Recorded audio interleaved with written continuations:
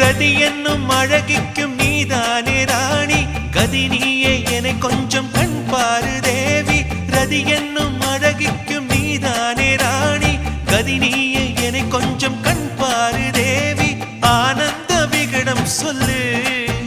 என்னை பேரின்ப நதியில் தள்ளு